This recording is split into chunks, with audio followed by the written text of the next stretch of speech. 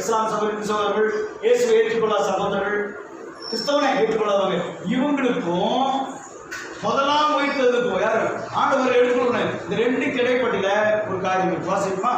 வெளிப்படுத்தும் விசேஷம் 20ஆம் அதிகாரம் 4 5. வெளிப்படுத்தும் விசேஷம் 20ஆம் அதிகாரம் 4. அவைகளின் மேல் உட்கார்ந்தார்கள். நியாய தீர்ப்பு கொடுக்கும்படி அவர்கள் அதிகாரம் அளிக்கப்பட்டது. இயேசுவை பற்றிய சாட்சி நிமித்தமும் தேவனுடைய வசனத்து நிமித்தமும் சிறுசேதம் பண்ணப்பட்டவர்களுடைய ஆத்துமாக்களையும் மிருகத்தையாவது அதன் சொரூபத்தையாவது வணங்காமலும் தங்கள் நெற்றிகளில் தங்கள் கையிலும் அதன் முத்திரையை தரித்துக் கொள்ளாமலும் இருந்தவர்களையும் கண்டேன்.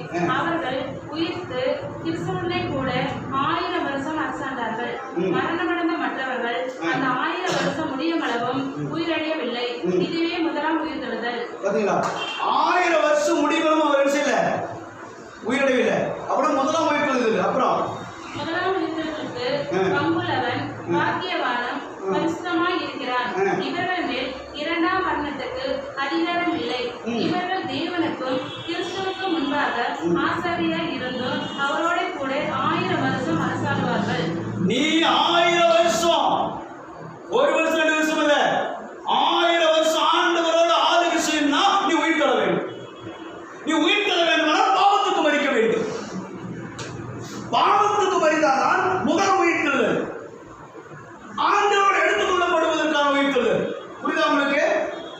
ஆண்டவரோடு உயிர் தரும் போது இடையில 1000 வருஷம், மத்திய ஆலயத்தில் 7 வருஷம் இருப்போம். 7 வருஷம் பூமி நடக்கும் அந்திகிருஷ்ண ஆட்சி. அந்திகிருஷ்ண ஆட்சி நடக்கும் போது 7வது வருஷம் செய்வோம். ஆண்டவர் மறுபடியும் பகிரங்கமான வருகை. 1000 பரிசுத்தமான பூமி நடிச்சுவாரு. யாருங்க 1000 பரிசுத்தமான? நான் தாங்க. ஆண்டோட குதிரை வருவேன். அப்போல்லாம் என் கை நட்டி கொண்டாதவோ இல்லை உள்ளொட்ட தரமாட்டார் ஆண்டவர். பெட்ரோல் பிரச்சனை இல்லாமல் செய்ய குதிரை வந்துடுவேன். எதுக்கு வர? சமாதானம் வரல, சண்டைக்காரன் வர. அந்த கிறிஸ்துவின் ஆட்சி அழிக்கும்படியாக அந்த 7ஆம் வருஷத்துல 2ஆம் மகா உபத்திர காலத்தில் அழிச்சிட்டு 1000 வருஷம் அரசாட போறோம். அந்த 1000 வருஷம் அரசாடும் போது ஆண்டவரோடு அரசாடுவோம். யாரோடு? அதுக்கு முன்னாடி நீங்க ஆண்டோட வாழ்ந்தாதான் அரசாட முடியும். இங்க நீ வாழும்போது எவ்வளவு பரிசுத்தமா இருக்கியோ அதுக்கு தகுந்த மாதிரி இந்த 1000 வருஷத்துல நீ கவுன்சிலராகவோ எம்பி எம்எல்ஏவோ இந்த பூமியில ஒரு போஸ்டிங் இருப்ப. புரியுதா உங்களுக்கு? 1000 வருஷம் பூமி அரசாட்சி செய்யல. ஒரு நாளைக்கு 1000 வருஷத்தை பேச. சரி, நாம் ஆவிக்குரிய உயிர்த்தெழுதல் பற்றி பார்க்க போறோம்.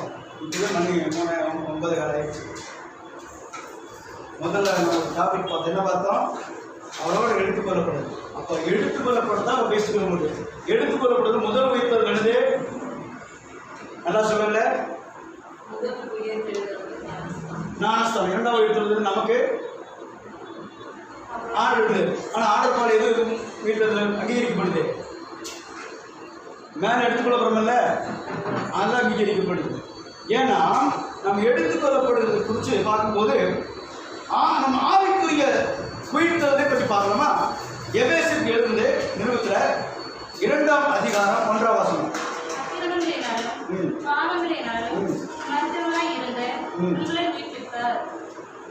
அக்கிரமங்களினாலும் பாவங்களாலும் மரித்தவர்களாய் இருந்த அவர்களை உங்களுக்கு அவளை போடுங்க.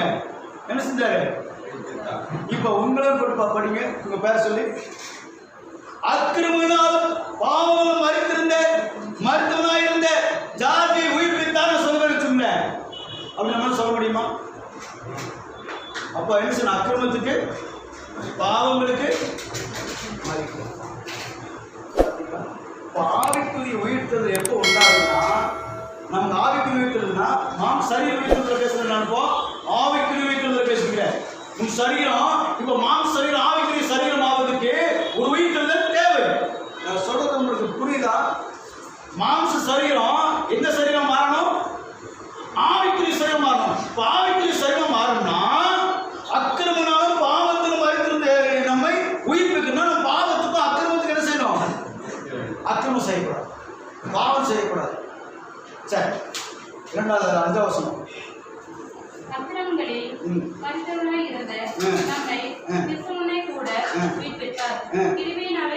நீங்க எதனால ரட்சிக்கப்பட்டீங்களாமா?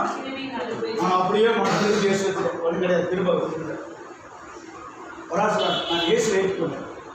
நான் சரி சொன்னேன், அவர் தானே நம்ம ஏற்றுக்கொண்டோம், நம்ம அவரை எடுத்து நம்ம தான் அவரை தெரியும். இதை ஒருத்தர் சொன்னாங்க, தமிழக முதலமைச்சர் இருந்த மு கருணாநிதி அவரோட சந்திக்கிறதுக்கு இங்கிருந்து போதகர்கள்லாம் போனாங்களாம்.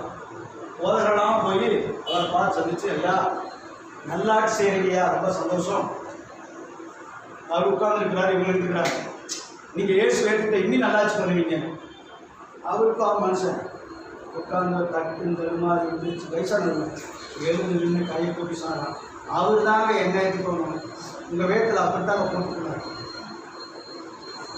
நீங்கள் என்னை திருத்துவை நான் அப்படின்னு பைபிள் போட்டுருந்தாங்க. பாஸ்டர் நம்மளை விட வசனம் நல்லா இருக்குன்னு நான் அவரை ஏற்றுக்கிட்டா நான் அவரோட பெரியவர், அவர் தான் ஏற்றுக்கணும் அப்படின்னு எவ்வளோ தாழ்மை சொன்னார் பார்த்தீங்களா? ஆகையால 7ஆம் வசனம், கிறிஸ்து இயேசுவுக்குள் நம்மை அவரோட கூட எழுப்பி உன்னதங்களிலே அவரோட கூட உட்காரவும் செய்தார். அவரோட உட்கார வச்சு அரசர் ஆயிரத்து அரசர் என்ன செய்வாங்க, நம்ம அவரோட அக்கிரமத்துக்கும் பாவத்துக்கும் சொல்லும் போதாவது மறிச்சாதான் இந்த பாவ சரீரம், பாவ இச்சை, பாவ மாம்ச இச்சை, மாம்ச சிந்த மாம்ச அழித்ததான் ஆவிலே, மாம்சத்திலே அழித்ததான் ஆவிலே பிழைப்பீர்கள். அப்போ நம்ம பாவத்துக்கு மறிச்சு பாவத்துக்குள்ளே எந்த தப்பா செய்யாத போது கண்டா செய்யும் போது நம் ஆவிக்குரிய சரீரமா என்ன சரீரம்? நல்லா கவனிங்க, ஆவிக்குரிய தேவன் என்ன இருக்கிறாரு? அவர் பார்க்கணும்னே பார்க்க முடியாதா? ஆவிக்கிறது ஆவிக்குரிய சரீரம் தானே. பார்த்தீங்களா? ஏன் தரிசிக்க முடியும் நமக்கு தெரியுது, ஆர்டரை பார்க்க முடியல, பார்க்க முடியல தெரியுதா? நீ பாவத்துக்கு முடியும் ஆர்டர் பார்க்குற எப்படி? என் நண்பனோட நல்ல வசனம் கவனிக்கணும். அடுத்த வாசமா சரீர உயிர்த்தெழுதல் பண்ணி பார்ப்போம். சரீரம் நம்ம சரீரம் பாருங்க, இந்த சரீர உயிர்த்தெழுதல் பண்ணி பார்ப்போம். வாசிப்போமா? 1 கொரிந்து 15ஆம் அதிகாரம் 42-44 வரை. மரித்தோரின் உயிர்த்தெழுதல் அப்படியே இருக்கும், அழிவுள்ளதாய் விதைக்கப்படும், அழிவில்லாதாய் எழுந்திருக்கும். இப்ப நம்ம புதைக்கும் போது எந்த சரீரம் விதைக்கிறது தெரியுமா? ஒரு விதை பாருங்க, கீழே கனவீனம் உள்ளதாய் விதைக்கப்படும், மகிமுள்ளதாய் எழுந்திருக்கும், பலவீனம் உள்ளதாய் விதைக்கப்படும், பலம் உள்ளதாய் எழுந்திருக்கும். ஜென்ம சரீரம் விதைக்கப்படும், ஆவிக்குரிய சரீரம் எழுந்திருக்கும். ஜென்ம சரீரம் உண்டு, ஆவிக்குரிய எத்தனை சரீரம் இருக்குது? அப்ப ஜென்ம சுவாபம் மாறணும். ஜென்ம சுவாபம் எப்படி மாறும்? அப்பம் பழக்கம் ஆத்தா பழக்கம் நம்மளுக்கு. நான் சொல்றது புரியுது உங்களுக்கு? அவங்க அப்பா மாதிரி நம்ம அப்படியே அவங்க அப்பா மாதிரி பேசுவாங்க பாருங்க. சில பசங்க, எங்க அண்ணன் நல்லா ஹார்ட் வரைவார், நல்லா வரைவார். எங்க அண்ணன் பையன் ஒரு நாள் நான் எங்க அண்ணனோட பேசிக்கிறேன், செவுத்துல என்னை வரைஞ்சிட்டான். திடீர் திரும்பி பார்க்குறேன், என்ன வரைஞ்சி சொல்றேன், என்னடா இப்படி வந்து அழகா வந்துச்சுக்கிற அப்படிங்கிற. எங்க அண்ணன் திரும்பி அவன் வரைவான் அப்படிங்கிற, என்ன நீ தான் வரையலாம் பார்த்து அவனை வரையறாங்க, என் பையன் வர்றாங்க. புரியுது உங்களுக்கு? அவர் பையனா வரையணும், அவர் பையனா நீ இயேசு கிடையாது, சாக தயாரா இருப்பீங்க, ஜெபிக்க தயாரா இருப்பீங்க, அடுத்து பாரப்படுவீங்க, அடுத்து நேசிப்பீங்க, விரோதிக்கிறவங்க நேசிப்பீங்க, அவர் வாழ்ந்துக்கிற அத்தனை அவர் எப்படி நடந்தாலும் பூமியா அதெல்லாம் செய்வீங்க. ரைட்? அவர் பிள்ளையா மாறுபடுமா இல்லையா? இப்போ நான் நல்ல மனசு நேரம் நின்று கண்ணை மூடி ஒரு நிமிஷம், நான் அவரோட பிள்ளையா இல்லை வேற பிள்ளைங்க பிடிச்சி பண்ணி தெரிஞ்சுக்கிட்டேன். யாரோட பிள்ளை? ஏன் ஜபத்துக்கு பதில் வரணும் தெரியல, ஏன் ஆணோட பேசுறதுன்னு தெரியல, ஏன் அவனை அபிஷேகிக்கல, ஏன் அவன் தேவனை திரும்பி வரட்டாங்க, ஏன் அவனை ஆசீர்வதிக்கல? என்னுடைய வருமானத்தை கொண்டு போய் என் வீடு கொடுக்கணும், அடுத்த வீடு கொடுக்கணும். என் வருமானத்தை கொண்டு போய் என் பிள்ளைகளுக்கு தரம் வேற கொடுக்கணும். நீ அவரோட பிள்ளையா இருந்தா அவருடைய ஆசீர்வாதம் பூரா வரும், எவனை கையை தர. நான் சில காரியங்களுக்கு சபையில் சொல்லிக்கிறேன், சத்தியத்தில் வரும்போது நீங்க பழகிற ஆளை வச்சு உங்க வாழ்க்கை தெரிஞ்சுக்கலாம். உலகம் சொல்லுவாங்க, நண்பனை வச்சு அவனை தெரிஞ்சிடலாம் அப்படின்னு சொல்லுவாங்க. நான் சில விட நான் பழகிக்கும் போது சில எப்ப பார்த்தாலும் கஷ்டம் சொல்லிட்டே இருப்பாங்க. என் பிரச்சனை தெரியல, புலம்பல், கடன் தெரியல, அதை தெரியலையா, காலையிலிருந்து சாயங்காலம் பேசும்போது எப்ப பார்த்தாலும் அந்த பிரச்சனை இந்த பிரச்சனை. நான் அதை கேட்டு நானும் அப்படியே ஒரு நாள் ஆக திட்ட ஆரம்பிச்சேன். அடிக்கடி வசம் சொல்லி என்ன புரியலங்க, நல்லா சொல்லுங்க. எவ்வளவு வெட்டினாலும் இல்லை வாசனை எடுப்பாரு, சந்தர்மானம் வாசனை எவ்வளவு வெட்டினாலும் வெற்றவனுக்கு அப்போ நீயாவே அவங்க மாறாங்க. அப்ப இந்த அவிசுவாசமா பேசுறவங்க, தரித்திர பத்தியை பேசுறவங்க, தேவனுக்கு கொடுக்காதவங்க, தேவனுக்கு கொடுக்க மனம் வராதவங்க, தேவனை விட அதிகம் உலகத்தை நேசிக்கிறவங்களுக்கு கொஞ்சம் நகர ஆரம்பிச்சேன். இப்போ பிரச்சனை சால்வ் பண்ணி வந்துட்டே தெரியுது. என்னத்தையும் நிறைய பேர் வர ஆரம்பிச்சாங்க. ஒழிக்கு ராஜாக்கள் ஜனங்கள் கடவுள் இப்போ நம்ம மாற்றத்தை பார்க்குறேன். அப்போ எனக்குள்ள ஒரு மாற்றத்தை உண்டாக்காம என் வாழ்க்கையில் ஜெயித்தெடுக்க முடியாது. அப்போ நான் மாறணும். எப்போ அவிசுவாசமா பேசணும் நினையாது. ஜெபிக்காதவங்க சேராது விஷயம். ஜெபிக்க விட மாட்டான். குடிக்காரங்க சொல்லிட்டு நான் குடிக்க மாட்டேங்க, அவங்க கூட எப்படி சொல்லிப்பாரு. ஒரு நாள் நீ குடிச்சிருக்க குடிக்க வச்சிருந்தோம். நான் குத்த வச்சேன், நான் மாடியிருக்கேன், பாவம் விட்டு ஆகிய உங்களுக்கு இடையே உண்டாத இடத்தை விட்டு நகருங்க. வாழ்க்கை எதெல்லாம் இடையே வருதோ அதை தள்ளுவீங்க. தேவனுக்கா உன் ஆவிக்குரிய வாழ்க்கையை கறி கொடுப்பதற்கு, ஜெபிப்பதற்கு, தேவனோட உறவாளவுக்கு, தேவனோட ஐக்கியப்படுக்கு வாழ்க்கையில இடையங்கள் எவ்வளவு பிரச்சனை வருதா பாரு. தள்ளிவிடு. எவ்வளவு உறவா இருந்தா அக்கா, தங்கச்சி, அண்ணன், தம்பி, சொந்தம் தள்ளி விடு. ஆண்டவருக்கா வைராக்கம் நின்றுப்பாரு. கேட்கறதுக்கு பசங்க கேட்கறது கஷ்டமா தான் இருக்கு. பசுக்கு இருக்கும்போது வடித்து கஷ்டம் இன்னும் சுகமாக கொடுக்கும். சரி, அப்போ ரெண்டு சரீரம் உண்டு. அப்ப ஜென்ம சுவாபம். நம்ம சண்டை வந்துருச்சு, ஒரு பிரச்சனை வந்தா சொல்லுவோம், என்னை பத்தி உனக்கு தெரியாது, நான் முதல்ல எப்படி நான் தெரியுமா அப்படின்னு சொல்ல மாட்டேன். என்னை பத்தி நீங்க சரியா இருக்கணும்.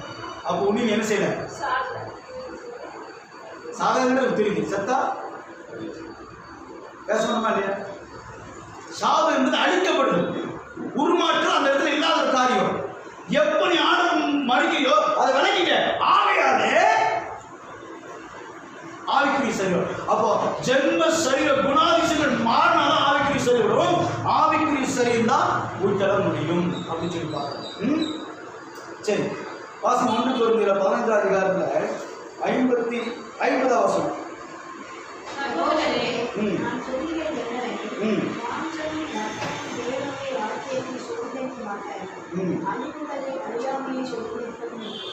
இந்த ரெண்டு விதமான காரியம் இருக்கு. இந்த கேள்வி யாரோ கேட்டாங்க, நீங்க சொன்னேன் தேவன ராஜ்யம் பரலோக ராஜ்யம் ஒன்னான்னு கேட்டேன். தேவன ராஜ்யம் வேற, பரலோக ராஜ்யம் வேற அப்படிங்கிற மாதிரி ரெண்டு ராஜ்யம் இருக்கு. அது அது பேசினா அது போயிடும். ராஜ்யத்துல இங்க சொல்லுது மாம்ச ரத்தமும் தேவராஜ புசிக்கு பிடிக்கும் இல்லை, அது போகாது அப்படின்னா 12 கனிகள் பருவத்தில் இருக்குது இருக்கா? அது ஆரோக்கிய தருணம் போட்டிருக்கா, ஜீவ தண்ணி போட்டிருக்கா. அப்போ அவங்க புசிப்பு பிடிப்பு அங்க இருக்கா? அப்போ தூதெல்லாம் பருவத்துக்கு சாப்பிட்றது இல்லையா? இவர் கேள்வி இருந்தா இல்லையா? தேவட ராஜ்யம் கூடியிருக்கு பாருங்க. இங்கதான் புசிப்பு பிடிப்பும் இல்லை, மாம்சரத்துக்கு சம்மதம் இல்லை, பிரிஞ்சிருவோம். புரியுதா? உங்களுக்கு சொல்ல புரியுதா? அதான் அவர் சொல்ல முடிச்சுட்டு இல்லை. இன்னும் நான் சொல்றேன்னு சொன்னேன், கொஞ்சம் சொல்லி ரைட்டா இருக்கு. இப்ப சொல்ற பாருங்க சகோதரன், நான் சொல்றது மாம்சம் ரத்தம் தேவராஜ்யம் இருக்க மாட்டாது, அழிவுள்ளது அழியாம சொல்லியிருப்பது. அப்படின்னா இந்த சரீரத்தோட நம் பரலோகம் போகும். இயேசு கிறிஸ்து உயிர் இருந்தவனே நான் பரலோகத்துக்கு போறனாரா?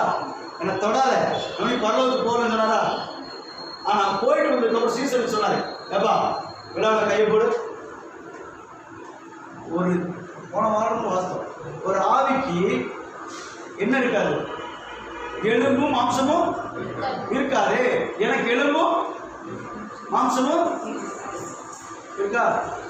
ஆனா ரத்தம் இருக்குன்னு சொன்னாரா? புரியுது உங்களுக்கு? ரத்தமாக வாழ முடியுமா? ஆவிக்குரிய சரீரம் தான். அப்போ நம்ம சரீரம் என்ன ஆகுதுன்னு கேட்டீங்கன்னா மாம்சத்துக்கு உயிர்ப்பு இல்லை. இது 49 வாசிங்க.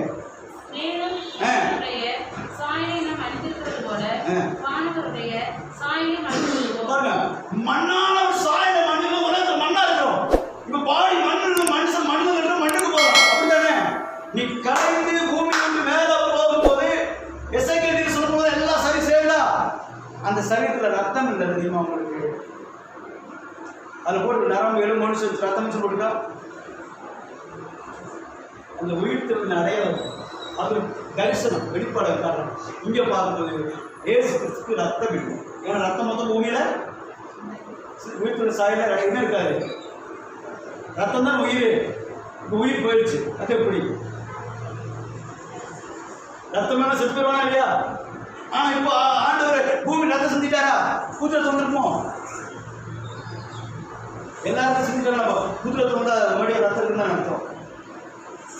உயிர்ப்பு தெரிந்த சாயலுக்கு என்ன இல்லை, அது ஆவிக்குரிய சரீரம்.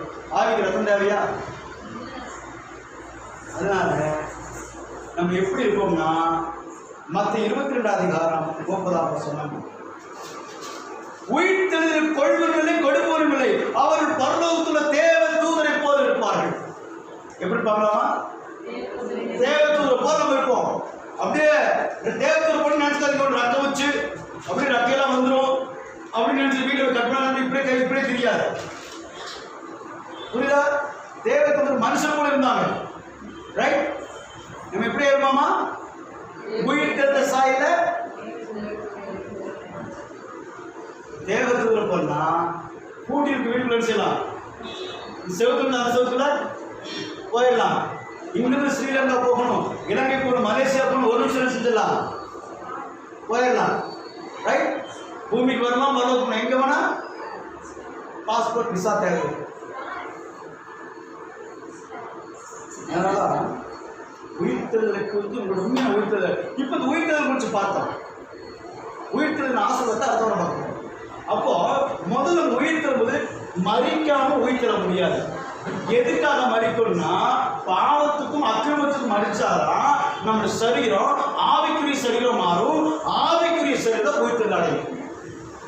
இது உங்களுக்கு அப்போ உயிர்த்தெழ பங்குள்ளவன் பாக்கியவன், அவன் பரிசுத்தனா இருக்கிறான் சொல்லிச்சா?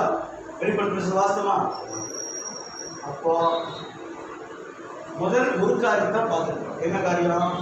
எடுத்துக்கொள்ளப்படும் போது கிறிஸ்துக்குள் மரித்தவர்கள் முதலாவது. இப்போ நம்ம ஆண்டவர் வந்தா வருகை தாமதிச்சுன்னா செத்து போயிடுவோம். செத்தா உயிரோட போகிறோமா இல்லையா? யாரும் ஆள் உயிரோட போனீங்க, அவங்கள பாவத்துக்கு மறிச்சிருக்காங்க. பரிசுத்தமும் ஆண்டவர் வழிநடத்துவார். தொடர்ந்து நம்ம உயிர்த்தெழுதல் குறித்து மறுபடியும் பார்ப்போம்.